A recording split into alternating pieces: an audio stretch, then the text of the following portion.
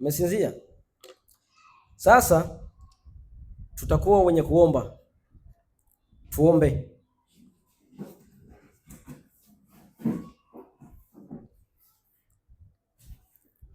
Baba, tunakushukuru, asante, umetujalia tena kurudi mara ya pili hapa kwa ajili ya kuendeleza ibada yako ambayo tulikuwa tumetoka nje kwa ajili ya kupata chakula cha kimwili, na sasa tunakuja kuendelea kupata chakula cha kiroho. Sema nami, nitakachokwenda kunena Bwana kikatoke kwako, na Roho yako Mtakatifu akaniongoza na akamwezesha kila msikilizaji aweze kutambua na pengine apate cha kuchangia ili tuweze kukamilishana katika neno lako. Tunaomba Bwana tuongoze kwa jina la Yesu Kristo. Amina. Sasa katika somo hili tutaangalia vita juu ya kweli na uasi wa kanisa au uasi wa makanisa. Vita juu ya kweli na uasi wa makanisa. Bwana asifiwe. Maana sasa hivi kuna mgogoro mkubwa sana, kuna vurugu juu ya kweli. Watu hawa wanaongea mambo haya, na wengine utashangaa ukiongea jambo fulani, kuna wengine nao wanaibuka wanaongea jambo tofauti. Kwa hiyo vita ipo na inaendelea, na katika ulimwengu huu wengine wameamua kusema ati wao ni wa mataifa baada ya kukataa sheria ya Mungu. Wanasema sisi ni wa mataifa na sheria walipewa wana wa Israeli. Hii ni kama sehemu ya kukataa sheria ya Mungu. Kwanza, ukijiita wa mataifa wewe huna Mungu. Yaani ukijiita wewe ni wa mataifa maana yake wewe huna Mungu. Hebu nisaidie 9:4. Tuanzie hapo. Warumi 9:4. Unapojiita sisi ni watu wa mataifa, ati Paulo alipeleka injili kwa watu wa mataifa. Kwa hiyo sisi ni wa mataifa na hatupaswi kufuata sheria walizopewa wana wa Israeli. Ukijiita wewe ni wa mataifa maana yake wewe ni mpagani. Soma andiko. Anasema ambao ni Waisraeli wenye kule kufanywa wana na ule utukufu na maagano na kupewa torati na ibada ya Mungu na ahadi zake. Kwa hiyo wana wa Israeli walipewa ibada yote, wakapewa torati na maagizo yote. Kiufupi, wana wa Israeli ndio walifunuliwa Mungu wa kweli.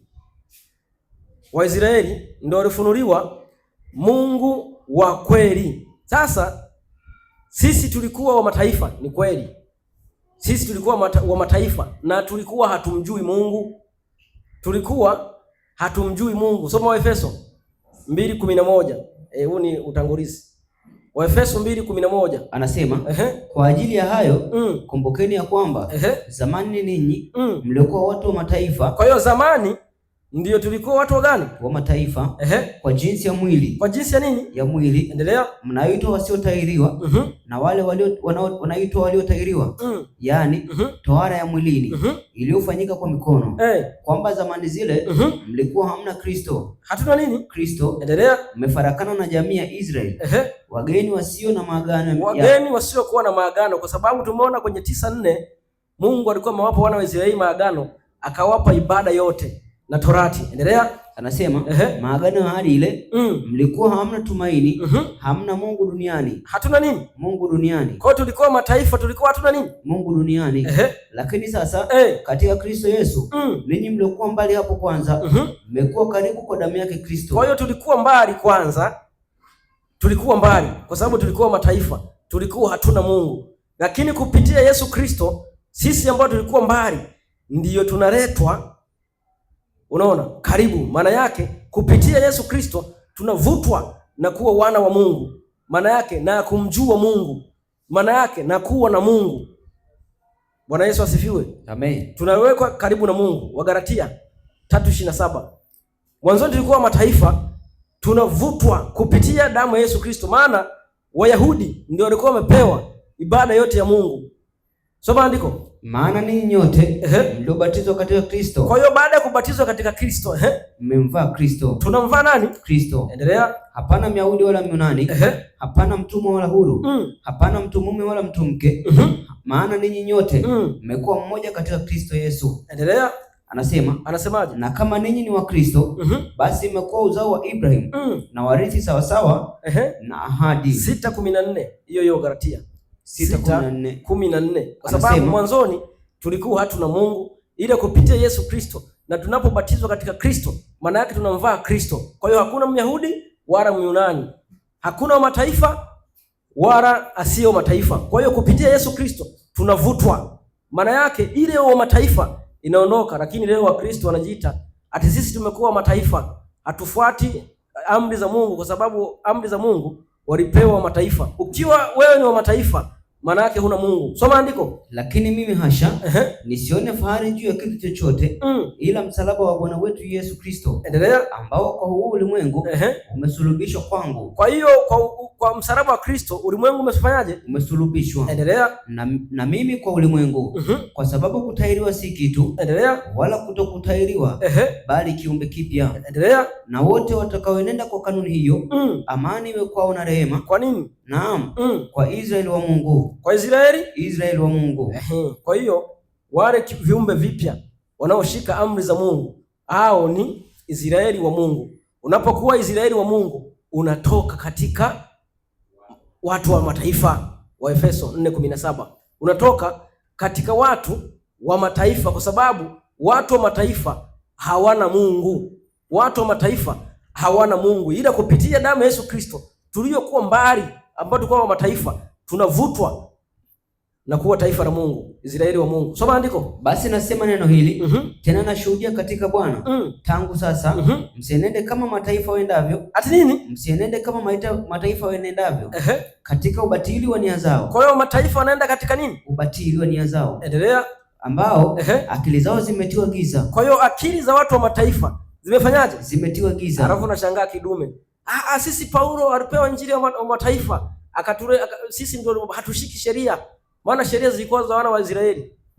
Ati ni daktari wa kutetea utatu. Endelea na andiko. Nao wamefarakishwa na uzima wa Mungu kwa sababu ya ujinga uliomo ndani yao. Kwa ndani yao kuna nini? Kuna ujinga. Kwa mataifa ndani yao kuna nini? Kuna ujinga. Usije kukubali ati wewe tu kama ni wa mataifa. Mkristo unapomwamini Yesu, wewe sio wa mataifa. Endelea na andiko. Anasema kwa sababu ya ugumu wa mioyo yao, ambao wakiisha kufa ganzi wanajitia katika mambo ya ufisadi. Mambo ya nini? Ufisadi. Endelea. Wapate kujifanyiza kila namna ya uchafu. Namna nini? Ya uchafu au mataifa. Endelea. Kwa kutamani. Bali ninyi sivyo mlivyojifunza Kristo. Mlivyojifunza kwa Kristo. Anasema bali ninyi sivyo mlivyojifunza Kristo. Sasa usije ukajiita wa mataifa, kwa sababu mataifa hawana nini? Hawana Mungu, wanatembea katika nini? Ufisadi. Na jambo lingine, wa mataifa wanavyokuwa, hata ibada zao zinavyokuwa, kwa sababu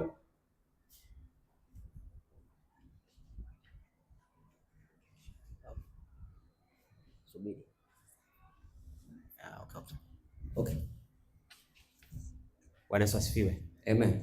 Kuna taarifa kidogo tunataka kuipata ambao tutakuwepo kwenye mkesha wa jioni, mikono juu, ambao tupo kwenye mkesha leo. 2, 3, 4, 5, 6. Haya, rudia andiko. Ingawa hizi itakiwa mmeshapanga mapema, mnatoa kwenye mstari. Soma andiko. Anasemaje?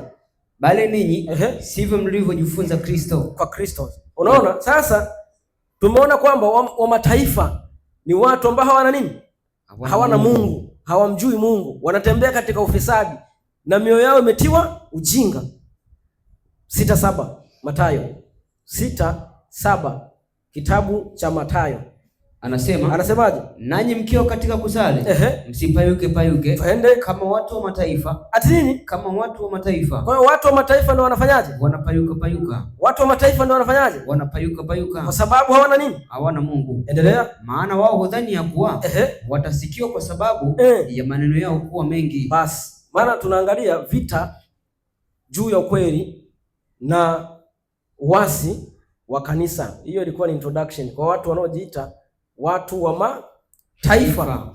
Nisaidie Kutoka 19:14. Tuangalie uasi wa makanisa. Anasema vita juu ya kweli na uasi wa makanisa. Tutaangalia historia. Soma andiko. Musa akateremka mlimani, akawaendea watu akawatakasa, nao wakafua nguo zao. Akawaambia watu, mwe tayari siku ya tatu, msikaribie mwanamke. Ikiwa siku ya tatu wakati wa asubuhi, palikuwa na ngurumo na umeme na wingu zito juu ya mlima, na sauti ya baragumu iliyolia sana. Watu wote waliokuwa kituoni wakatetemeka. Musa akawatoa hao watu katika kituo, akawaleta ili waonane na Mungu. Wakasimama pande za chini za kile kilima, mlima wa Sinai. Wote pia ukatoa moshi. Basi subiri sasa, tunaangalia vita juu ya kweli na uasi wa kanisa. Sasa katika kuangalia kanisa lazima tuangalie mwanzo wa kanisa, maana Mungu aliita watu wake, akaita kusanyiko lake, na ndicho tunaangalia chimbuko la kanisa. Sasa kumbuka, wana wa Israeli walitaka kuonana na Mungu. Unaona, walitaka kuonana na Mungu, na Mungu alitaka kuwapa utaratibu wake. Lakini mwisho wa siku Mungu anamwambia Musa awatakase wana wa Israeli katika siku 3. Ikiwezekana wasimkaribie mwanamume, asimkaribie mke, ili awatakase waweze kukutana. Sasa wanapowatakasa na kukutana, mwisho wa siku sasa maandiko yanasema akawatoa nje ili wakakutane katika mlima. Bwana asifiwe. Amen. Kwa hiyo akawatoa wakakutane katika nini? Katika mlima. Nisaidie Kumbukumbu la Torati 9:10. Kumbukumbu la Torati 9:10. Mungu akawatoa ili Musa akawatoa ili wakutane. Soma andiko. Bwana akanipa zile mbao mbili za mawe, zimeandikwa kwa kidole cha Mungu, na juu yake yameandikwa maneno mfano wa yote aliyosema nanyi Bwana mle mlimani toka kati ya moto siku ya mkutano. Ati siku ya nini? Siku ya mkutano. Ati siku ya nini? Siku ya mkutano. Kwa hiyo siku ya mkutano Mungu anampa nini? Mbao mbili za mawe. Maana yake walikutanika pale, Mungu akampa Musa. Sasa katika siku ya mkutano hiyo inatambulika vipi? Hebu nisaidie Matendo 7:37. Katika siku ya mkutano inatambulika vipi? Maandiko yanasema ilikuwa ni kanisa. Maandiko yanasema ilikuwa ni kanisa. Soma andiko. Musa huyo ndiye aliyewaambia Waisraeli, Bwana Mungu wenu atawainulieni nabii katika ndugu zenu kama mimi. Msikieni yeye. Ati nini? Msikieni yeye. Endelea. Yeye ndiye aliyekuwa katika kanisa jangwani. Unaona? Kwa hiyo ilikuwa ni mkutano, lakini maandiko yanasema ilikuwa ni nini? Kanisa. Ilikuwa ni nini? Kanisa. Sasa maana yake kama ni kanisa, uasi wa kanisa au vita juu ya kweli ya Mungu, maana yake Mungu anapotoa utaratibu, si tumejifunza leo kwamba Mungu ni kweli na kile anachokisema ni kweli, na roho wa Mungu anafunua ile kweli. Sasa mwisho wa siku, sasa Mungu anapowakusanya hapo, mwisho wa siku wanaanza kuasi kweli ya Mungu, kwa sababu Mungu alikuwa amewapa ile nini?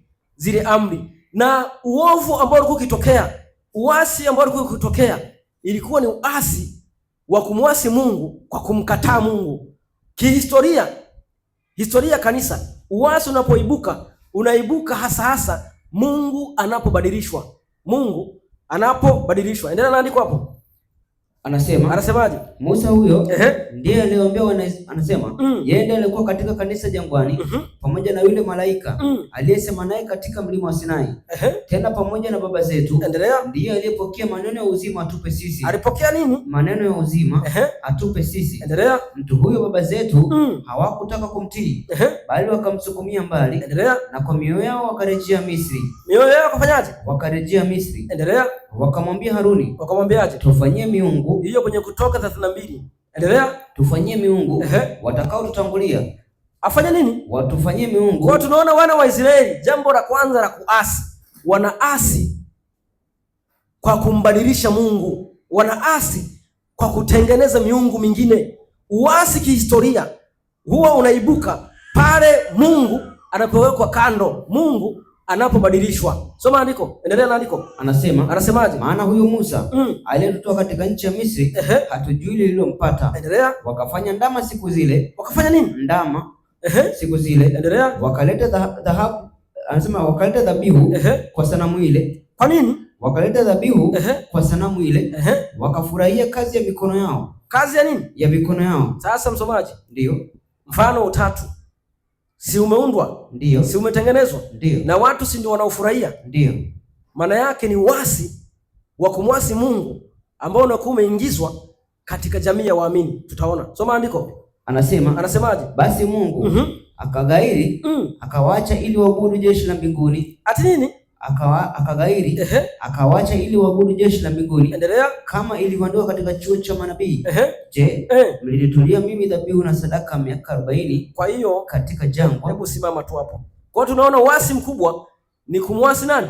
Mungu. Kwa kuingiza miungu mingine. Unajua kuna ukishamtoa tu Mungu, hata mafundisho unayopewa yanakuwa si wa Mungu yule aliyeumba, yanakuwa ni mafundisho ya miungu. Kwa hiyo usitarajie ukimwacha Mungu wa kweli utapata mafundisho ya kweli. Kwa mfano kama leo baada ya utatu kuingizwa ndani ya kanisa, utashangaa maandiko, utashangaa leo hii maandiko yanasema mwanamke ndiye awe nani? Askofu. Ila wao wamepindisha mwanamke anakuwa nani? Askofu. Unaona? Unashangaa wengine wanakuambia maandiko yanasema ulevi ni dhambi. Wengine wanakuambia kunywa kidogo. Kwa nini? Kwa sababu Mungu muumba mbingu na nchi, unapomwabudu kuna nguvu anayokupa inayokuwezesha wewe hata Roho wake Mtakatifu uweze kumsikia sauti yake. Lakini ukiwa na Mungu wa uongo, maana yake ni sanamu inayokuwa kuvuvia, na ndani ya sanamu kuna majini. Kuna majini. Kwa hiyo uasi ulipotokea ni kumuasi Mungu na kuweka miungu mingine. Waamuzi 2:11. Waamuzi 2:11 anasemaje? Wana wa Israeli walifanya yaliyokuwa ni maovu mbele za macho ya Bwana, nao wakatumikia Mabaali. Wakatumikia nini? Mabaali. Endelea. Wakamwacha Bwana Mungu wa baba zao aliyowaleta kutoka katika nchi ya Misri. Endelea. Wakafuata miungu mingine. Wakafuata nini? Miungu mingine. Baadhi ya miungu ya watu wale waliokaa karibu nao pande zote, wakajiinamisha mbele yao, wakamkasirisha Bwana akaghadhabika. Wakamwacha Bwana, wakamtumikia Baali na Maashtorethi. Baali na nini? Na Maashtorethi. Baali na nini? Ashtorethi. Soma 17. Anasemaje? Wanapoabudu Mabaali na Maashtorethi, mwisho wa siku Mungu bado aliibua waamuzi, lakini mwisho wa siku hawakutaka kusikiliza habari za waamuzi wao, wakaendelea kuabudu maashera kama leo yanavyoabudiwa makanisani, ati ni Maria na Yesu. Tutaona. Soma andiko. Lakini hawakusikiliza hao waamuzi wao, maana walifanya uasherati. Walifanya nini? Walifanya uasherati kwa kuifuata miungu mingine. Unapoabudu miungu mingine na mzinzi tofauti hakuna, kwa sababu maandiko yanasema yani ukiabudu miungu mingine, maana maandiko yanasema nalikuwa mume kwenu. Unaona? Sasa ukifuata miungu mingine, maana yako umechepuka na shetani.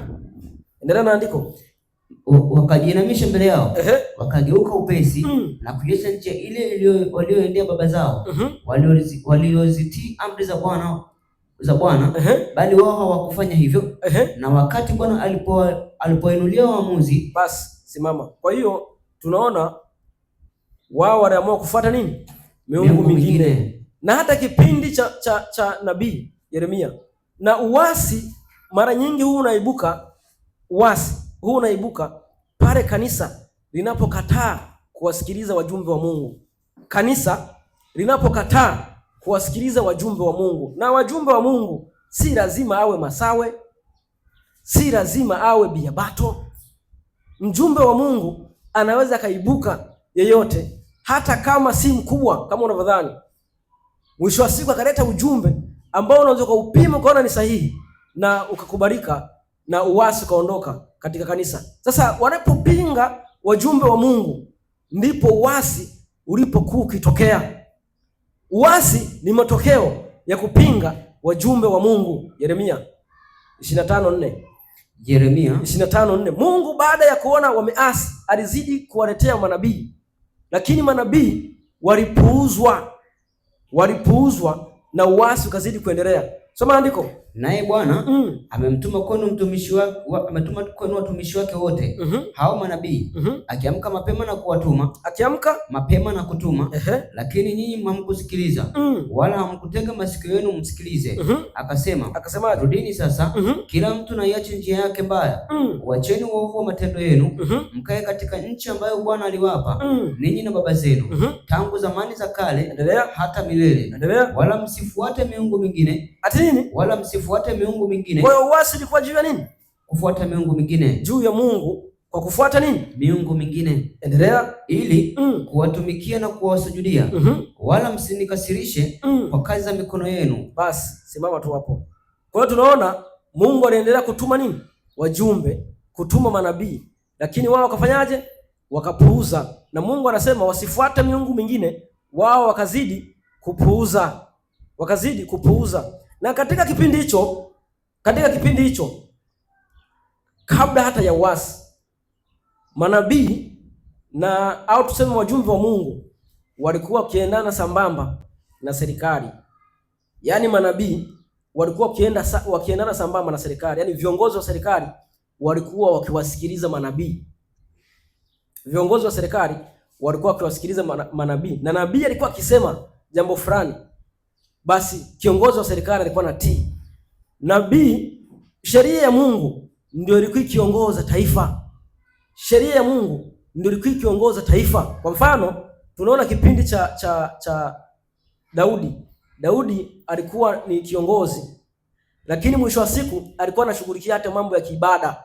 Mfano, kudili na habari za sanduku la agano. Hata hii issue ya kusema kwamba alicheza mbele za Bwana, akacheza mpaka akawa nguo zikawa anarusharusha nguo, kwa sababu alikuwa anapokea nini? Sanduku la agano. Unaona, anapolipokea, maana yake Daudi kama kiongozi wa nchi alikuwa na mahusiano na dini ya Kiyahudi, alikuwa na mahusiano na viongozi wa dini. Kipindi Suleimani naye mwisho wa siku anajenga mpaka hekalu. Kwa hiyo kulikuwa na mahusiano mazuri kati ya dini na nini? Na serikali. Na kiufupi serikali huwa haina shida sana kwenye mambo ya dini. Lakini sasa shida inakuja, hawa viongozi wa dini wanaokuwa wanaaminika ndio wanaoleta shida katika nini? Katika serikali.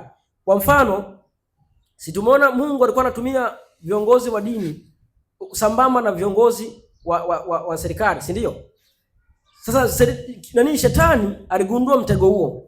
Baada ya kugundua mtego huo, alichokifanya, baada ya kuona kwamba Mungu anaendana sambamba dini na serikali, ikabidi Shetani naye aingize nguvu, aweke nguvu kubwa kwa ajili ya kuteka system za kiutawala. Mfano kama leo kuna viongozi wa dini wanaopewa airtime kubwa na viongozi wa serikali, wakidhani serikali kidhani kwamba au wanawashauri jambo jema au wanawanyoosha mambo mahali panapotakiwa. Na hao viongozi wa dini wanaheshimika sana, kumbe ni manabii wa bahari. Na ndio maana hawezi hata wakakosoa kukitokea nini? Changamoto. Kwa viongozi wa dini wanapoambatana na serikali, mwisho wa siku Mungu alikuwa akiwatumia. Lakini katika kipindi hiki au baada ya uasi kuingia, manabii wa bahari walipenya katika system za serikali na kuanza kupotosha hata serikali. Mfano, katika kipindi cha Yezebeli, mwisho wa siku manabii wa Mungu wanakimbizwa, wanauawa. Elia mwenyewe anakimbia. Kwa nini? Kwa sababu Shetani alikuwa ashaanza kuingia kwenye system za kiserikali. Na Shetani hakukoma hata kipindi cha Yesu. Bado viongozi wa dini walikuwa sambamba na viongozi wa serikali, lakini katika kujitafutia vyeo vyao, katika kujitafutia maslahi. Somaji nipo. Na tumeona ya kwamba sababu kubwa ya uasi ni kumkataa Mungu wa kweli, yaani Mungu anapobadilishwa. Na tunaona sababu nyingine ni kukataa wajumbe wa nani? Wa Mungu. Wajumbe wa Mungu wanapokataliwa, uasi unaingia. Wajumbe wa Mungu wanapokataliwa, uasi unaingia. ndani ya kanisa. Na sababu nyingine, wanapotaka vyeo, uasi lazima uingie ndani ya kanisa. 19:6 Yohana 19:6 kitabu cha Yohana. Soma. Anasemaje? 19:6. Basi wale wakuu wa makuhani na watumishi wao walipomwona wakapiga kelele wakasema, sulubishe, sulubishe. Pilato akawaambia. Kwa hiyo kwanza hapo Yesu alikuwa anatangaza kwamba yeye ni mwana wa Mungu. Lakini wao wakasema anakufuru. Endelea kwanza na andiko hapo. Anasema, Pilato akawaambia, mtwaeni ninyi basi. Ingawa viongozi kama nilivyotangulia kusema, viongozi wa serikali huwa wanapenda kuamini sana viongozi wa dini. Lakini shetani baada ya kugundua, ikabidi sasa aingize manabii wake wa Baali ili kwa ajili kuwatoa viongozi wa serikali katika mstari. Sasa viongozi wa serikali, manabii wa Baali wanapoingia katika mifumo ya kiserikali, maana yake wanaitumia serikali katika matakwa yake. Wanaitumia serikali. Hata kipindi cha mwisho utashangaa vikundi vinaanzishwa ati usipoamini utatu wanaenda tu serikalini. Hawa hatuwatambui kama ni Wakristo kwa sababu hawaamini imani ya utatu. Na serikali unashangaa inapitisha sheria kwa ajili ya kufeva kikundi fulani ambacho kimejiunda na kutengeneza Mungu bandia. Kwa sababu wao itaonekana ni wengi na wewe sisi ambao tunakuwa wachache, mwisho wa siku tutaonekana sisi ndio tunakiuka katika mifumo yao. Lakini kwa nini? Kwa sababu manabii wa Baali siku zote huwa ndio wanakuwa wengi. Soma andiko. Anasemaje? Pilato akamwambia, mtoeni ninyi basi mkamsulubishe. Hebu subiri. Kwa hiyo Pilato anasema mtoeni ninyi basi mkamsulubishe. Wao walikuwa wanadai kwamba asulubiwe, si ndio? Ndio. Asulubiwe. Manake Pilato yeye aliona huyu hana hatia. Na mwisho wa siku ndio maana ilifikia hatua akanawa. Sasa Rumi inasemaje? Hebu angalia katekisimu ukurasa wa 9, hiyo katekisimu ndogo. Katekisimu ndogo wanapokuwa wanakikiri imani ya mitume. Maandiko yanasema Pilato hakuona hatia ndani yake, lakini yeye alichokifanya akamwambia mchukueni ninyi, mwisho wa siku yeye akanawa. Lakini Rumi inatufundishaje? Ukurasa wa 9 hapo, kanuni ya mitume, kanuni ya imani ya mitume. Anasemaje? Nasadiki kwa Mungu, kwa Mungu Baba Mwenyezi, muumba wa mbingu na dunia. Endelea. Ya kuwa Yesu Kristo mwanawe pekee. Hata hiyo na mimi nakubali, Yesu Kristo ni mwanawe pekee. Ingawa kuna sehemu wanajichanganya, maana Rumi si ni Babeli, kila siku ni mkorogo. Kwa hiyo huko wanaweza kusema hivi, huko wakasema tofauti. Endelea. Bwana wetu aliyetungwa kwa uwezo wa Roho Mtakatifu, akazaliwa na Bikira Maria. Ndio. Akateswa kwa mamlaka ya Ponsio Pilato. Rudia tena. Akateswa kwa mamlaka ya Ponsio Pilato. Sasa kwa jinsi tulivyosoma, si Pilato alikuwa kama mnamsulubisha, mtwaeni ninyi basi. Lakini hapa inaonekana kwamba Pilato ndo alifanyaje? Aliruhusu, alisema kwamba mchukue muue. Ndio. Lakini kanuni ya zamani ilikuwa inasema akasulubiwa katika zama. Unaona? Akasulubiwa katika zama za Ponsio Pilato. Na ndio walivyokuwa wakikiri. Hapo wakaja akachange, akasulubiwa kwa mamlaka. Yaani maana yake Pilato ndio alisema sasa huyu msulubisheni. Hii inaondoa dhana ipi? Inaondoa kwamba makuhani ndio waliomsulubisha Yesu. Ionekane kwamba serikali ndio iliyohusika kumtesa Yesu. Ndiyo dhana iliyoko hapo. Rudi 19:7 Yohana Injili 19:7. Wayahudi wakajibu, sisi tunayo sheria, na kwa sheria hiyo amestahili kufa. Ati nini? Sisi tunayo sheria, na kwa sheria hiyo amestahili kufa. Kwa nini? Kwa sababu alijifanya kuwa mwana wa Mungu. Kwa hiyo Yesu anapokuja anafundisha kwamba yeye ni mwana wa Mungu. Mwisho wa siku wao wakataka kumuua kwa sababu alisema yeye ni mwana wa Mungu. Na tumeona kwamba uasi huwa unaingia watu wakikataa wajumbe wa Mungu. Yohana 9:28. Uasi unaingia watu wanapopinga wajumbe wa Mungu. Na hata kanisa hili itakapofikia hatua labda kuna mtu anasema na ujumbe anataka kuutoa, viongozi mkaamua huyu hafai, labda kwa sababu sio mtaalamu sana wa kujua mafungu, bila hata kumsikiliza, ujue kanisa litakuwa linaingia Babeli. Soma andiko 9:28. Basi wakamshutumu wakasema, wewe mwanafunzi wake yule, sisi tu wanafunzi wa Musa. Kwa hiyo baada ya kumponya kipofu, yule kipofu aliyeponywa na Yesu, ukisoma kuanzia 1 pale, wao hawakuamini kile kilichofanyika, hawakukubali kile kilichofanyika Wayahudi. Lakini mwisho wa siku sasa wakaanza wanamhoji kipofu. Kipofu yeye anasema mimi naamini ameniponya. Wakajaribu kuhoji na hata wazazi wake wakajaribu kupiga chenga. Lakini mwisho wa siku sasa kipofu anaambiwaje? Soma hapo. Anasema maana pengine kana anaambiwa na dhambi, mtoto wa laana, mtoto wa nini? Soma andiko. Basi wakamshutumu wakasema, wewe u mwanafunzi wake yule, sisi tu wanafunzi wa Musa. Kwa hiyo huyo kipofu ni mwanafunzi wa Yesu. Ile wao wanasema ni wanafunzi wa nani? Wa Musa. Endelea. Sisi tunajua ya kuwa Mungu alisema na Musa. Kwa hiyo Mungu alisema na nani? Na Musa. Bali yule hatujui atokako. Kwa hiyo walimkataa nani? Yesu. Na kusema kwamba hawajui atokako. Kwa hiyo uasi unaingia watu wanapokataa kusikiliza wajumbe wa Mungu. Na tumeona kwamba uasi mkubwa ni kumbadilisha Mungu. Sasa hicho kilikuwa ni kipindi cha tumeangalia kipindi kuanzia kipindi cha kale mpaka kipindi cha Yesu Kristo. Mpaka kipindi cha nani? Cha Yesu Kristo. Sasa tuangalie kipindi cha mitume. Maana maandiko yanakuwa yashatabiri kwamba uasi ungetokea. Na hata kipindi cha kale Mungu alikuwa ashatabiri kupitia Musa kwamba uasi ungetokea, watu wangembadili Mungu hasa baada ya Musa kufa, kwa sababu walipojitengenezea ndama, Musa anavyorudi alijaribu kurekebisha hilo. Alijaribu kutengeneza hapo. Na hata watu waliuawa kwa sababu ya tukio hilo. Unaona? Lakini Mungu baadaye akamwambia hata utakapokufa, hebu nisaidie Kumbukumbu la Torati 31:16. Hata utakapokufa uasi utaingia.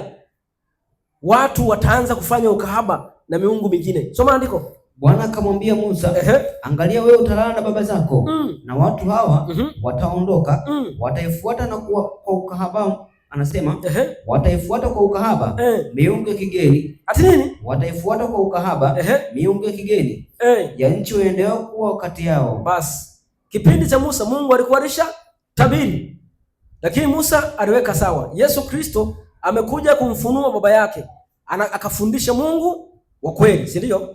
Ndio. Akasema kwamba yeye ni mwana wa Mungu. Mitume wanakuja wanafundisha Yesu Kristo ni mwana wa Mungu. Sasa Paulo anasemaje baada ya kifo chake? Kitakachotokea ni nini? Matendo 20:29.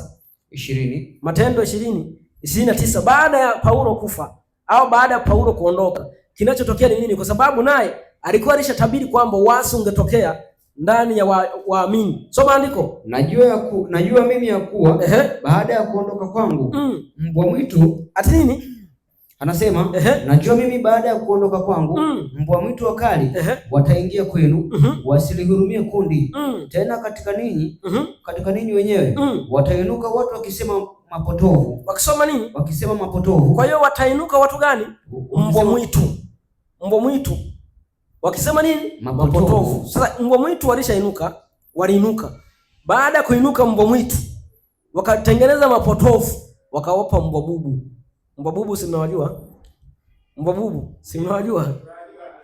Kwa mbwa mwitu, maana akasha tabiri kwamba watakuja mbwa mwitu. Sasa mbwa mwitu wanapokuja wakatengeneza mafundisho yao ambao ni mapotovu. Hebu rudia andiko hilo vizuri. Anasemaje? Najua mimi ya kuwa baada ya kuondoka kwangu, baada ya kuondoka kwake mbwa mwitu wakali. Ati nani? Mbwa mwitu wakali wataingia kwenu, wasilihurumie kundi. Wasilihurumie nini? Wasilihurumie kundi. Tena katika ninyi wenyewe watainuka watu wakisema mapotovu. Watainuka watu wakisema nini? Mapotovu. Kwa hiyo mbwa mwitu watakapoinuka hawatalihurumia kundi. Na mbwa mwitu walipoinuka sasa ndio wakawapa mbwa bubu, na mbwa bubu ni wachungaji ambao hawawezi kufahamu neno. Si ndio Biblia inasema hivyo? Ndio. Sasa hao kwanza mbwa mwitu ni akina nani? Mbwa mwitu wamegawanyika katika sehemu mbili. Kuna mbwa mwitu katika mifumo ya kiserikali na kuna mbwa mwitu katika mifumo ya kiibada. Sasa katika mifumo ya kiibada, mbwa mwitu katika mifumo ya kiserikali ni wale watawala ambao walikuwa wakitesa watu wa Mungu, tutaona. Na katika mifumo ya kiibada ni watu gani? Hebu nisaidie kwanza 7:15 Mathayo 7:15. Tuangalie mbwa mwitu ni watu gani? 7:15. Soma. 7:15. Kitabu cha Mathayo. Anasemaje? Jihadharini na manabii wa uongo. Ati nani? Jihadharini na manabii wa uongo. Watu wanaojua wamevaa mavazi ya kondoo, lakini kwa ndani ni nini? Ni mbwa mwitu wakali. Kwa hiyo mbwa mwitu ni watu gani? Manabii wa uongo. Anakuja amepiga suti. Haleluya. Yesu ni Bwana. Alafu ndani yake anaamini utatu. Huyo ni mbwa mwitu. Haleluya. Amen. Yesu ni Bwana. Ati Sabato walipewa Wayahudi. Hata kuzini sio wamepewa Wayahudi. Ndio. Sasa tuzini? Hapana. Hao ni mbwa mwitu. Mbwa mwitu ni manabii wa uongo. Kila anayefundisha uongo. Tunaposema nabii wa uongo, si maana kwamba yule anayetabiri tu. Nabii hata hichi kinachofundishwa ni unabii. Biblia unapofundisha maandiko matakatifu unatoa unabii ulioko ndani ya maandiko. Kwa hiyo anayefundisha yote kinyume na ilivyoandikwa, huyo ni nabii wa uongo. Si mpaka watu waje wale nimeona sijui mwaka fulani kutakuwa na hivi. Hata kama unafundisha, ukifundisha uongo, maana yake na wewe ni nabii wa uongo. Sasa hawa manabii wa uongo ndio wanaitwa mbwa mwitu. Nabii yoyote au mtu yoyote yule anayefundisha uongo ni mbwa mwitu. Sasa kwenye theolojia huko si ndio wanaambiwa Mungu ni moja, Baba, Mwana na Roho. Ati kuna Mungu Baba, Mungu Mwana, Mungu Roho. Ukijumlisha wanaunda Mungu mmoja na wanawalisha mbwa bubu, kwa sababu hawezi wakakaa na kuanza kusoma na kujua ukweli jinsi ulivyo na kuanza kuhoji. Kwa nini? Kwa sababu wamelishwa na mbwa mwitu, na wao walivyo mbwa bubu wakashindwa kung'ata na kuna. Kwa hiyo mbwa mwitu wachungaji ambao wanafundisha uongo. Naposema wachungaji ngazi za juu, tuseme ni walimu wa uongo. Hebu nisaidie Petro wa pili 2:1. Petro wa pili 2:1. Anasemaje? Lakini kuliondokea manabii wa uongo. Ati nini? Kuliondokea manabii wa uongo katika wale watu, kama vile kwenu utakavyokuwako walimu wa uongo. Ati nini? Kama vile kwenu kutakavyokuwako walimu wa uongo. Endelea. Watakaoingiza kwa werevu. Wataingiza kwa nini? Wataingiza kwa werevu uzushi wa kupoteza, wakimkana hata Bwana aliyewanunua, wakijiletea uharibifu usiokawia. Kuna wengi watafuata ufisadi wao. Watafuata nini? Watafuata ufisadi wao. Hivi mlishawahi kufanya tathmini wanaoamini utatu ni madhehebu mangapi? Watu wamefuata nini? Ufisadi wao. Umeona shida jinsi ilivyo. Sasa tuangalie sasa historia kidogo sasa. Maana ni uasi juu ya kweli ya Mungu. Vita juu ya Mungu na uasi wa makanisa.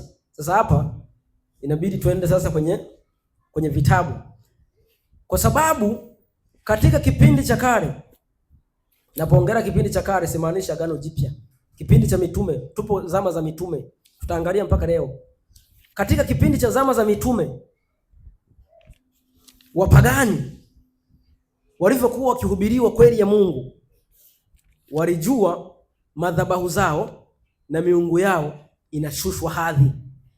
Inapokuwa inashushwa hadhi, kwa hiyo wakajua faida waliokuwa wakipata katika miungu yao ingekuwa ni hasara kwao.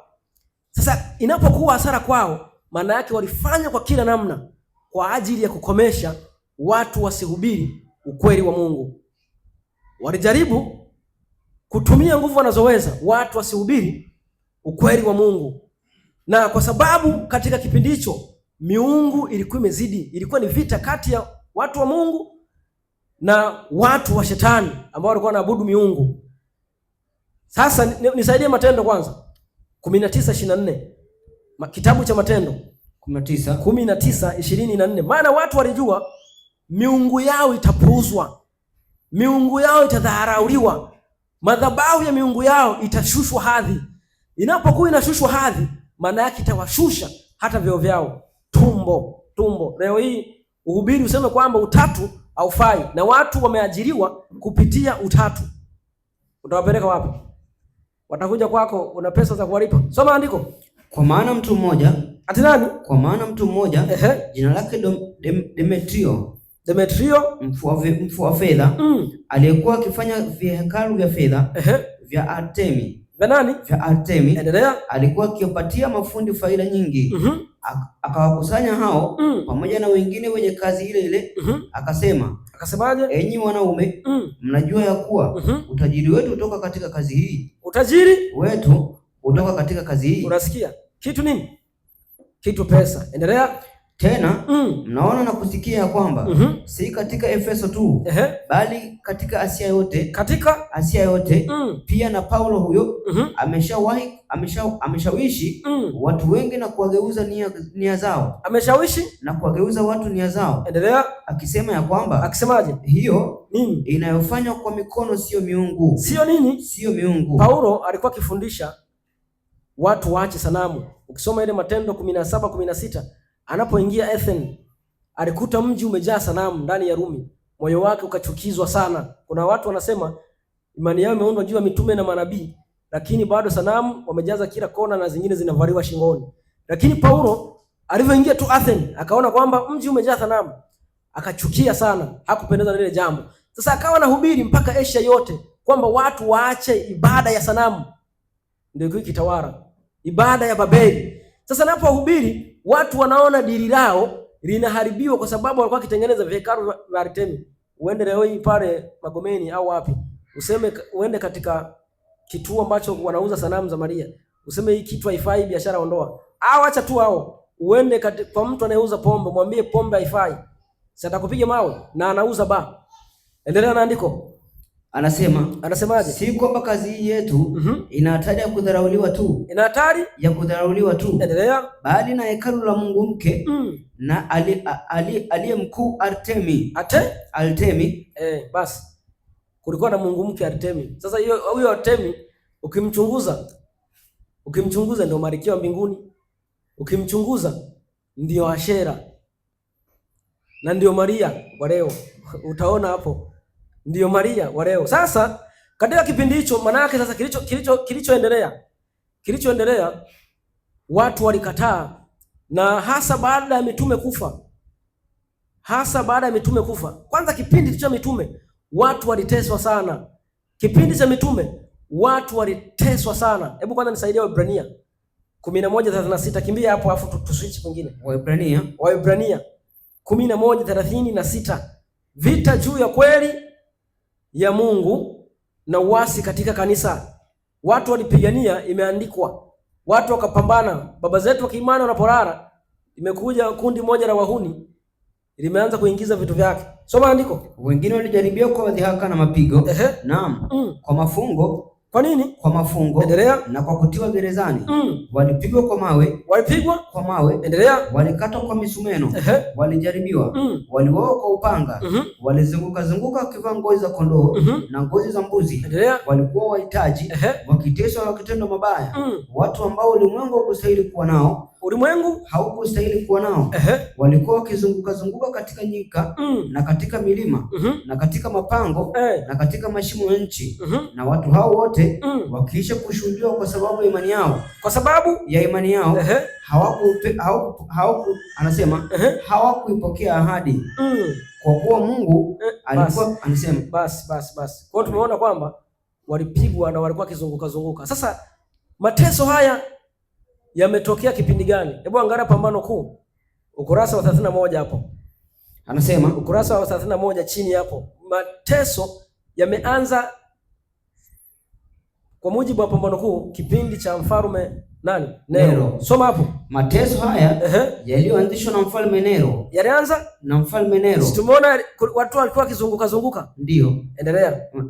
Mateso haya yaliyoanzishwa na mfalme Nero wakati wa kifo cha ushindi cha Paulo. Kwa hiyo baada ya Paulo pia kufa, mateso yakafanyaje? Yaliendelea. Na anakuambia ni kifa watakuja watu gani? Mbwa mwitu. Kwa hiyo wakatesa. Baada ya kutesa watu wa Mungu, kuna watu waliritadi, tunasema waliritadi, waliungana na watu gani? Nao watesaji. Na kuna wengine kadri mateso yalikuwa yakizidi kuendelea, ndio walikuwa wana imani. Yaani kiufupi kanisa lilikuwa likitakaswa kadri mateso yalivyokuwa kiendelea. Kwa mwisho wa siku wakawatesa zaidi. Hata hivi wanasema watu wengi sana wataamini mateso yakishaanza, maana kutakuwa na nguvu ya watu ya kufunuliwa kweli na watakubali kufa kwa sababu ya kweli. Endelea. Anasema wakati wa kifo cha ushindi cha Paulo yaliendelea kuongezeka kwa ukali zaidi au kupungua ukali kwa karne nyingi. Wakristo walishtakiwa kwa kusingiziwa kutenda uhalifu wa kuogopesha sana na kutangaza kuwa chanzo cha majanga makubwa njaa, tauni na tetemeko. Na pale walipogeukia kwa watu wa kuchukiwa na kutuhumiwa na watu wengi. Endelea. Watoa habari hizo za uongo walikaa tayari kwa ajili ya kuwasaliti wa Kristo. Hao wasio na hatia kwa ajili ya kujinufaisha. Kwa ajili ya nini? Ya kujinufaisha. Endelea. Walikuwa wakituhumiwa kama waasi. Endelea. Dhidi ya mamlaka, kama maadui wa dini na kero kwa jamii. Watu wengi walitupwa kwa wanyama endelea, wa mwituni au kuchomwa moto wakiwa hai katika viwanja vya maonyesho. Endelea. Baadhi walisulubishwa, wengine walivalishwa ngozi za wanyama endelea, wa mwituni na kutupwa katika uwanja wa maonyesho. Uwanja wa nini? Uwanja wa maonyesho kwa ajili ya kuraruliwa na mbwa. Mara nyingi adhabu yao ilikuwa ikifanywa kuwa burudani. Adhabu yao ilifanywa kuwa burudani kuu kwenye sherehe za serikali. Umati mkubwa sana wa watu ulikusanyika kufurahia kuona na kusikika kwa vicheko na makofi. Kwa hiyo ilikuwa ni burudani. Watu wa Mungu walivyokuwa wakiteswa, ilikuwa kwao ni burudani. Watu wa Mungu wakiteswa. Wewe ishia tu hapo, maana kuna vitu vingi vya kusoma. Sasa anaona muda unakimbia. Kwa hiyo baadaye kuna watu waliojaribu kuungana nao, lakini tunaona baadaye kanisa lilivyokuwa likiteswa, wakaona watu wanawaua na watu bado wanaendelea kukomaa na imani yao, wakabidi wachange mfumo, wakajaribu kujifanya wameongoka, wameungana na Wakristo. Soma ukurasa wa 34 hapo. Anasemaje? Waabudu sanamu walishawishiwa kukubali sehemu ya imani. Kwa hiyo walikubali sehemu ya nini? Ya imani ya Ukristo, huku wakikataa ukweli nyingine muhimu. Lakini baadaye walikataa kweli nyingine muhimu. Kwa hiyo waliingia ndani ya kanisa. Ndio chanzo tunaona kwamba unaleta ibada za jua. Tunaona wanaleta ibada za jua, ibada za Jumapili, ibada ya kuamini Krismasi. Tunaona wanaleta sanamu kanisani na amri ya pili ikawekwa kando. Kwa hiyo walipokea sehemu ya nini? Sehemu ya kweli, lakini kweli baadhi wakazikataa. Soma hapo chini. Anasemaje? Wakristo wengi sana hatimaye walikubali kushusha kiwango cha Ukristo wao. Na wao Wakristo wengine wakakubali kufanyaje? Kushusha kiwango endelea cha Ukristo wao. Na muungano ukafanyika kati ya Ukristo na upagani. Kwa hiyo muungano ukafanyika katika Ukristo na upagani. Sasa ukichukua chachu kidogo inafanyaje? Inaharibu donge zima. Huwezi ukachanganya. Hapo mtumishi anasema ukichanganya ukweli na uongo, tena akatumia hesabu. Ukweli na uongo, hata kama uongo ni kidogo, automatic ni uongo. Kwa hiyo ukweli inatakiwa iwe kweli. Lakini tunaona wapagani waliamua kuungana na Wakristo. Endelea na andiko. Ingawa waabudu sanamu walijifanya kushikilia na kugandamana kwenye sanamu zao. Kwa hiyo waabudu sanamu japo kwa walipoingia bado waliendelea kushikilia nini? Kuabudu sanamu. Endelea. Walibadilisha tu vielelezo vya ibada zao. Walifanyaje? Kubadilisha vielelezo vya ibada zao kuwa sanamu za Yesu. Na nani? Na hata Maria. Sanamu za Yesu na nani? Na hata Maria. Kwa hiyo maana yake sanamu ya Yesu na Maria ni sanamu za watu wapagani walizoingia nazo, ambazo ukichimba historia yake utashangaa kuna Baali na Ashera. Kwa hiyo ibada ile ya Baali na Ashera ndiyo inayoendelea mpaka leo, mpaka Yesu anarudi. Endelea na andiko. Na watakatifu wengine. Chachu mbaya sana. Ati nini? Chachu mbaya sana ya sanamu iliyoingizwa kanisani kwa njia hiyo iliendelea kazi yake ya uovu mafundisho ya uongo, desturi za kishirikina na taratibu za vitendo maalum vinavyoambatana na ibada ya sanamu zilizounganishwa katika imani na ibada za kanisa. Wakati wafuasi wa Kristo walipoungana na waabudu sanamu, dini ya Kikristo ikaharibika na kanisa likapoteza utakatifu na nguvu zake. Kwa hiyo ikapoteza utakatifu baada ya kuungana sanamu na nini? Na imani ya Kristo. Maana maandiko yanasema msifungiwe nira na wasio amini. Msifungiwe nira na wasio amini. Lakini baadaye tunaona wapagani baadaye wengine walikubali, wa Kristo wa kweli walikubali kuungana na upagani kwa sababu ya vyeo. Walikubali kuungana na upagani kwa sababu ya maslahi. Cheo kinaweza kukufanya ukasaliti. Cheo kinaweza kukufanya utasaliti. Wale wachungaji wanajua kabisa wengine wapo katika uongo. Wanajua kabisa wapo katika uongo. Lakini unashangaa anaongoza hivi, mnahitaje? Ni kanda. Unashangaa anaongoza kanda nzima. Labda ni mchungaji wa kanda tuseme ya Dar es Salaam na Pwani huko, anaongoza kote, Morogoro, wapi. Mwingine anaongoza Kigoma, Mwanza, Tabora, kote huko, Bukoba anaongoza, amepewa uongozi. Alafu anaamini utatu. Na alishasoma, anajua kabisa hapa utatu si fundisho la Mungu. Lakini akipiga hesabu kwa mwezi anapata milioni. Anaona vyeo. Nisaidie Pambano Kuu, ukurasa wa 42. Shida ni vyeo. Vyeo vinasababisha uasi pia utokee, kwa sababu uasi unapokuja, wewe unalinda cheo. Soma andiko. Katika sehemu ya kwanza ya karne ya 4, Mfalme Konstantine, Mfalme Konstantine endelea, alitoa amri ya kuifanya Jumapili kuwa sikukuu ya kiserikali. Kwa hiyo mwanzoni Jumapili haikuwa sikukuu ya kiserikali, maana walikuwa bado watu wanaitunza Sabato. Endelea. Katika ufalme wote wa Rumi. Katika ufalme wote wapi? Wa Rumi. Maana yake kapitisho wote, si Wayahudi, si watu gani, wote. Si wa Kristo, wote. Endelea. Siku ya jua, ati nini? Siku ya jua ilikuwa ikitukuzwa na raia wake wapagani. Endelea. Na ilikuwa ikiheshimiwa pia na Wakristo. Ilikuwa ni sera ya mfalme kuunganisha mambo yasiyokubalika kwa upagani. Kwa hiyo kuunganisha nini? Endelea. Na Ukristo. Upagani na Ukristo. Endelea. Alikuwa amehimizwa kufanya hivi na maaskofu wa kanisa. Kwa hiyo maaskofu wa kanisa nao walifanyaje? Walimuhimiza aweze kuweka Jumapili kuwa siku ya nini? Ya mapumziko. Sasa kwa nini maaskofu wanahimiza? Soma hapo. Ambao kwa kusukumwa na tamaa. Ati nini? Kwa kusukumwa na tamaa na kiu madaraka. Kwa hiyo tamaa na nini? Na kiu madaraka. Tamaa na nini? Na kiu madaraka. Endelea. Waliona kwamba kama siku hiyo ya jua ingeadhimishwa na wote wa Kristo kwa wapagani, ingeheshimisha wapagani kukubali Ukristo kwa jina tu. Kwa hiyo wapagani wangekubali Ukristo kwa jina kwa sababu wangejua wanaendelea kufanya shughuli zao. Mpaka leo tunaambiwa kwamba kuna mtu unaambiwa bwana, ulevi ni dhambi. Anaamua kwenda sehemu ambapo ulevi unaruhusiwa. Kwa nini? Na viongozi wanakubali kwa sababu wanataka nini? Maslahi, pesa. Endelea. Anasema kukubali Ukristo kuwa jina tu na hivyo kuongeza nguvu na utukufu wa kanisa.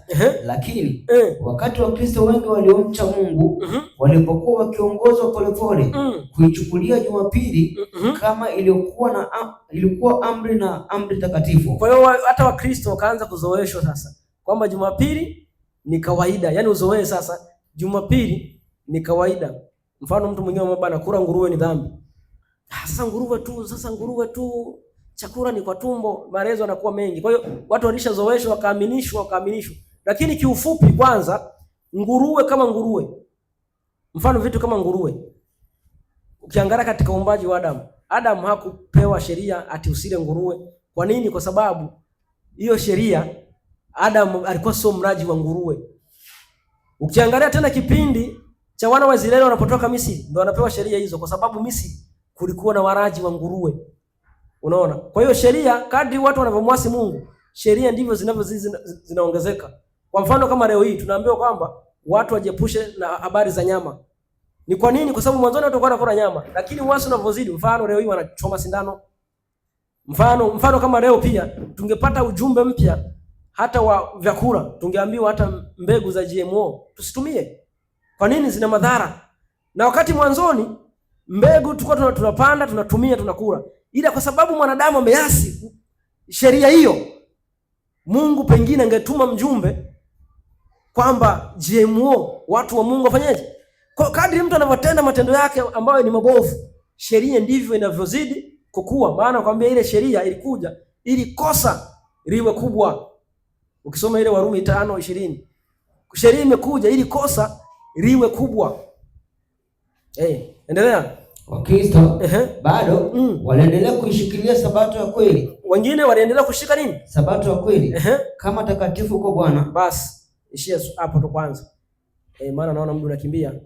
Nataka niwaende hapo. Sasa katika kipindi cha zama zetu, naposema cha zama zetu naangazia katika kipindi cha imani hii.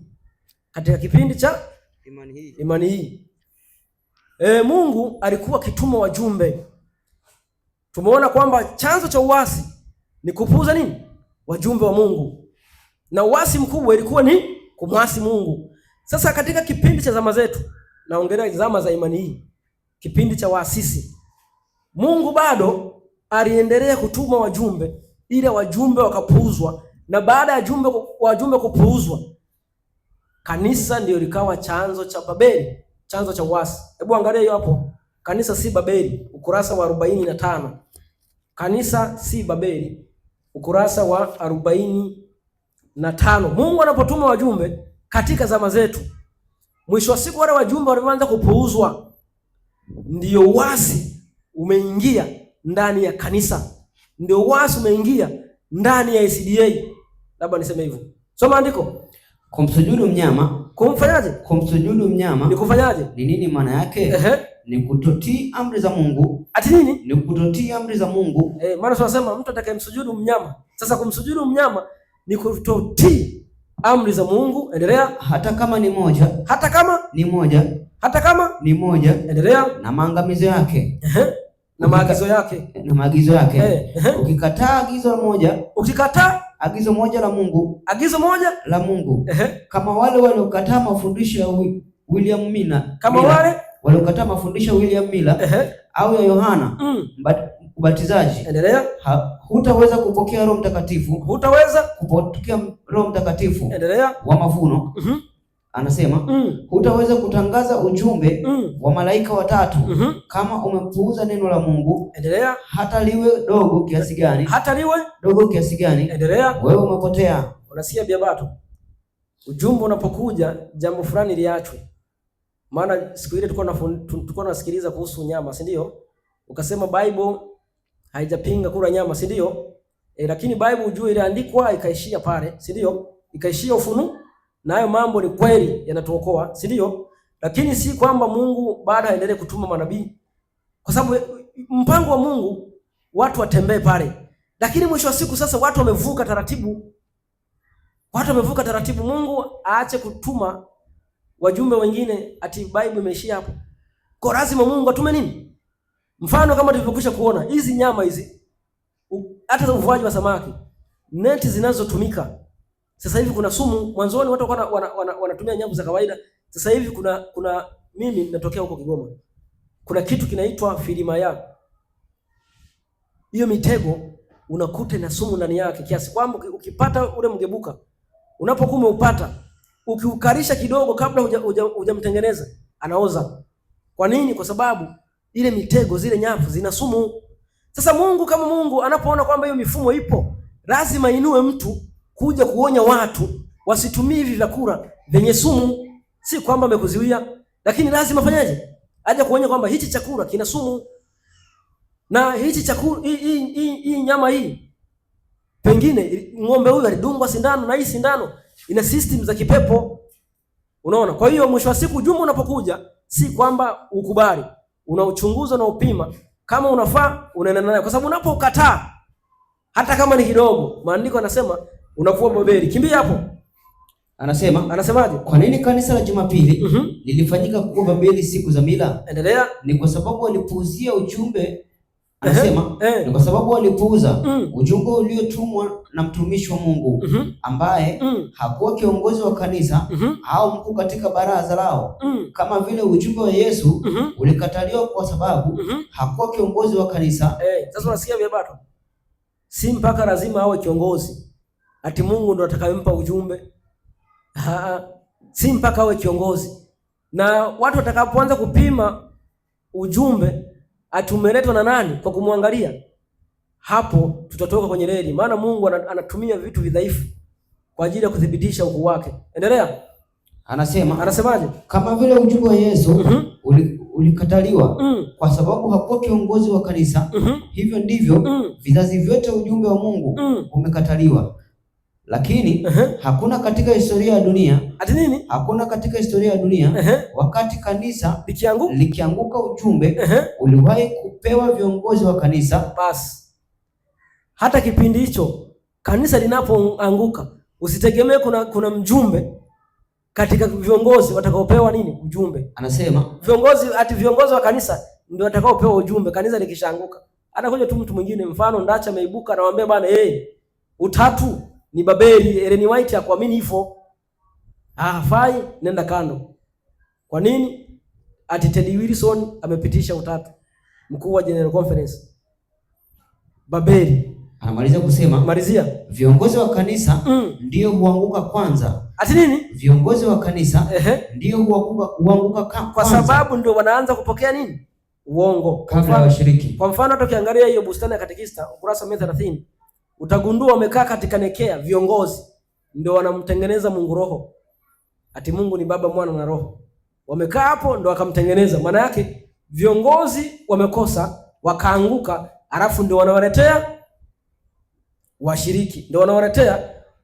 Kwa hiyo viongozi huanguka. Na nilivyosema ujumbe si lazima pewe kiongozi. Sasa msomaji nipo. Amani, acha kumchanganya msomaji. Nisaidie ukurasa wa 54 hapo tumalize. Ukurasa wa 54 hapo. Uende taratibu SDA ilivyoanguka. Chanzo cha kuanguka ni kitu gani? Kwa sababu walipuuza wajumbe wa Mungu. Soma andiko. Anasemaje? Walaodikia walipokataa ujumbe wa haki kwa imani. Haki kwa imani. Mwaka 1888 walikataa uongozi wa Mungu. Walikataa kumuinua Yesu. Endelea. Anasemaje? Ili ulimwengu uone Yesu katika tabia yao ya kuvaa, kula, hekima yao na vitendo. Ulimwengu unaelewa SDA kama wanaohubiri sheria ya Sabato. Kwa hiyo ulimwengu unaelewa SDA wanafanyaje? Wanahubiri sheria ya Sabato. Si wanahubiri? Ndio. Endelea. Na sheria zingine. Lakini hawamuoni Yesu. Hawamuoni Yesu. Endelea. Katika tabia yao. Mjumbe wa Mungu Ellen G. White aliwaonya juu ya jambo hili. Kanisa lilipokataa ujumbe wa haki kwa imani. Kwa hiyo kanisa lilikataa nini? Ujumbe wa haki kwa imani. Na tumeona uasi unaingia watu wanapokataa nini? Ujumbe wa Mungu unaoletwa na watu wa Mungu. Unaona hawa hawafai, unapuuza. Endelea. Ujumbe huu ulikusudiwa kugeuza kanisa hili. Anasema ujumbe huu ulikusudiwa kugeuza kanisa hili. Endelea. Na kuokoa mioyo yao kwa vile waliendelea kuanguka kila siku. Endelea. Tangu walipojichagulia viongozi na baraza mwaka 1861. Endelea. Walitazama president wa kanisa la baraza kuu. Walimtazama nani? President, rais huyo wa kanisa na baraza kuu. Najua Kiingereza shayo. Kinaweza kaka na kupiga kona. President. Endelea. Sawa. Sawa. Soma tu. Anasemaje? Walimtazama president wa kanisa na baraza kuu na viongozi kama Mungu. Kama Mungu. Kwa hiyo kinachotoka huko ndio fa. Sasa kuna tofauti gani na upapa? Baba Mtakatifu kasema imekwisha. Endelea hapo. Endelea, bado hujamaliza. Anasema ujumbe huu ulikusudiwa kumuinua Yesu. Ujumbe wa haki kwa imani. Nadhani uliwahi kunitumia. Ndio. ingawa sikupata nafasi ya kusoma, nitarudi nione kilichoandikwa. Endelea na andiko.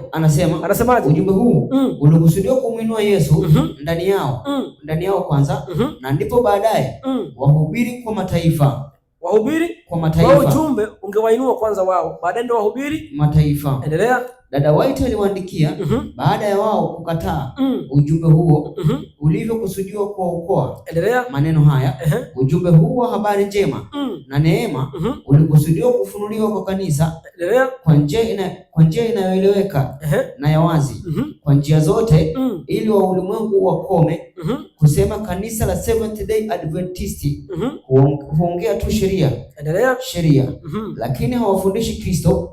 Au hawana imani. Testimony wewe endelea tu. Testimony of the Gospel Workers P92. Sawa. Kanisa la SDA Laodikia liliwafukuza wazee hawa. Kanisa la SDA Laodikia liliwafukuza wazee hawa. Endelea. Wawili. Wagona, Elder Wagona na nani? Na Jones. Bila hata kuwapa nafasi. Bila kuwapa hata nafasi. Leo hii ukisema uje uanzishe utatu, utawekwa mjadala tupishe. Ila uweze kumwambia bana, sikiliza sasa, njoo ufundishe, utoe mafungu, tufundishe somo hili.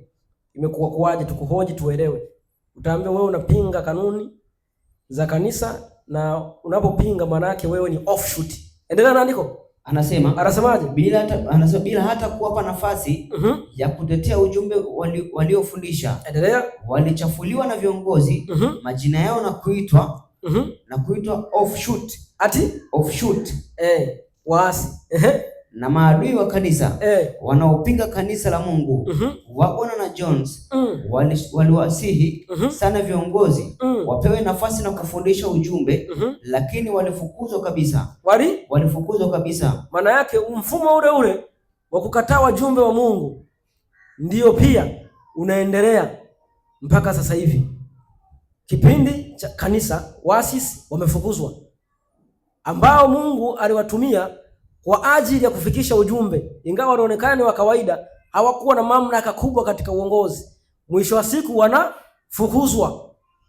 Ndio mpaka leo ukisimamisha useme kwamba anafundisha habari za utatu, utaambiwa umeasi, utafukuzwa, kwa sababu unapofundisha utatu unauma. Yaani utatu huu unauma, na hakuna watu wana uchungu kama watu wanaotetea utatu, na hasa wanapobanwa na kuonyeshwa kwamba utatu ni upagani. Watu wanakuwa na uchungu sana, na kanisa tutakapotengeneza mentality ya pale mtu anapokukosoa unakuwa na uchungu.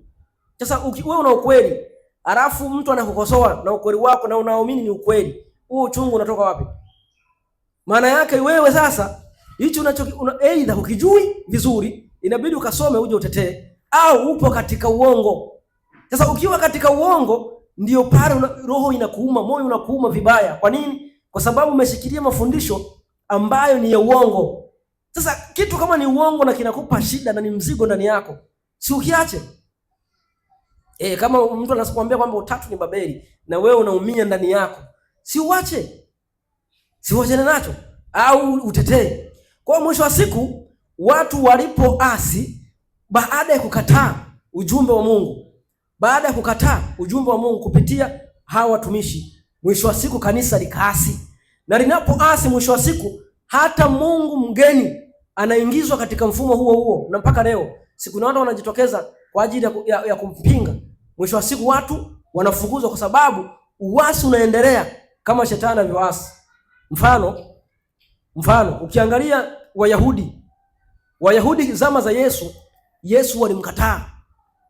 Yesu si walimkataa, lakini bado wanasoma maandiko ya Musa yanayosema kwamba Masihi atarudi. Wanaposoma maandiko ya Musa, Masihi atarudi, bado atakuja na Yesu Kristo akaja, lakini bado hawakuamini kama yeye ndiye. Unaona, wanaposhindwa kuamini kama yeye ndiye, maana yake bado mpaka leo hii wanatarajia fanyaje? Aje. Na ukija katika SDA utatu umeingizwa. Watu wanapopinga utatu, bado viongozi wanawajia juu, wanawafukuza. Lakini bado hao kama Wayahudi wanaendelea kusoma maandiko na kuwaaminisha waumini wao kwamba kanisa lao ni sahihi, kwamba kanisa lao ni sahihi. Kumbe walisha asi muda. Lengo ni kuwaaminisha waumini ili wasifanyeje? Wasitoke katika kanisa. Lakini ukweli ni kwamba kanisa lilishakuwa Babeli kama zama za Wayahudi, kwa sababu Wayahudi wao wanaamini Masihi atakuja kwao. Yesu amekuja, wamemkataa. SDA nao wanaamini kwamba kanisa lao liko sahihi, na wanaamini waumini wao wanapaswa waishi katika kanisa hilo. Na bado maandiko yanasoma vile vile. Mtu anasema, maandiko yanasema Yesu ni mwana wa Mungu. Yeye anaweka Yesu ni nafsi ya pili ya Mungu. Yesu alijigeuza. Mwanzoni alikuwa Baba, baadaye akawa Mwana, sasa hivi ni Roho. Ukimwambia thibitisha, unajua kama wenzao ambao unasikia, mpaka ati uwe na Roho Mtakatifu ndio utaelewa. Kwa hiyo ina maana usipokuwa na Roho Mtakatifu kwamba imeandikwa Yesu ni mwana wa Mungu, maana yake ukiwa na Roho Mtakatifu ndio utatafsiri kwamba Yesu ni nafsi ya pili ya Mungu. Hivi msiji mnanielewa? Kwamba ukiwa maandiko yanasema Yesu ni mwana wa Mungu. Mfano maandiko yanasema ukiamini Yesu ni Bwana na kuamini moyo mwako Mungu alimfufua katika wafu, utafanyaje? Utaokoka. Lazima uamini Yesu ni Bwana na kuna Mungu aliyemfufua katika wafu, utaokoka. Kwa hiyo kuna Mungu aliyemfufua Yesu Kristo. Na imani ni kuamini Yesu ni mwana wa Mungu. Lakini mtu ukimwambia Yesu ni mwana wa Mungu, yeye anakuambia aomba Roho Mtakatifu akufunulie. Unaona Babeli ilivyochanganyikiwa. Yaani anakuambia kabisa omba Roho Mtakatifu afanyaje? Akufunulie. Maana yake kilichoandikwa hapo wewe sasa hujaelewa. Atutumia Roho Mtakatifu akufunulie. Kwa hiyo uasi kama uasi huwa unaingia baada ya kanisa kukataa wajumbe wa Mungu. Na kanisa hili litapokataa ujumbe wa Mungu ambao ukipimwa kimaandiko unathibitisha ukweli, basi litakuwa linaingia katika Babeli. Na kanisa kama wana matengenezo, tunachotakiwa kufanya ni kuondoa kila aina ya chachu ndani ya kanisa. Maana maandiko yanasema mtakuwa watakatifu kama Baba yenu alivyo mtakatifu. Niwe mwaminifu kwenye muda, tufunge.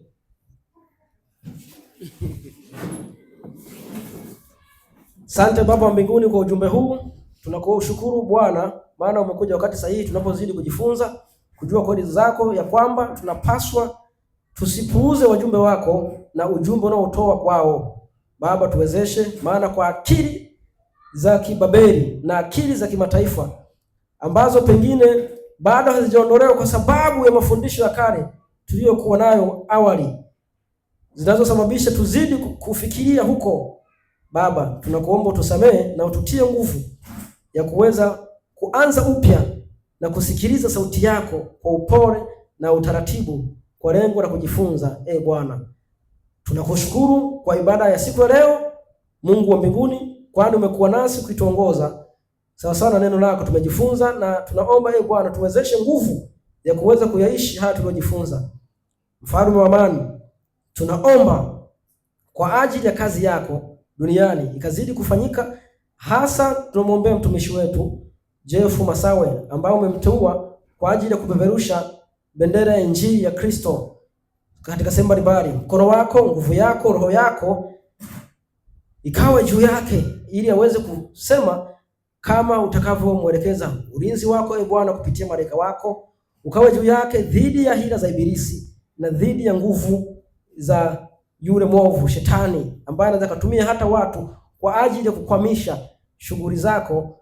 Bwana, simama nasi, bariki kila mmoja leo mahali hapa, hata tutakapoondoka mahali hapa. Bwana, ukamgusa kila mmoja katika siku sita. Tazama, tuna kazi tuna sadaka ya kambi. Bwana, mbariki kila mmoja atakaporudi hapa Sabato ijayo, asikose cha kutolea kwa ajili ya sadaka ya kambi na matoleo mengine. Mkono wako kawe nasi. Wale walio wagonjwa Bwana ukawakumbuke, ukawafungua vifungo vyao, hasa Benadi Selema ni mgonjwa, na familia yangu pia, hasa mwanangu Emmanuel ana tatizo la kiafya. Bwana, mkono wako ukazidi kumnyoshea ili aweze kupata nguvu. Sema nasi nikiungana na wenzangu wanaomba kimoyo. Maombi yetu Bwana ukapokee, na yale ambayo tujaomba kwa utukufu wako Bwana ukayatimize, kwa jina la Yesu Kristo, amina. Amen.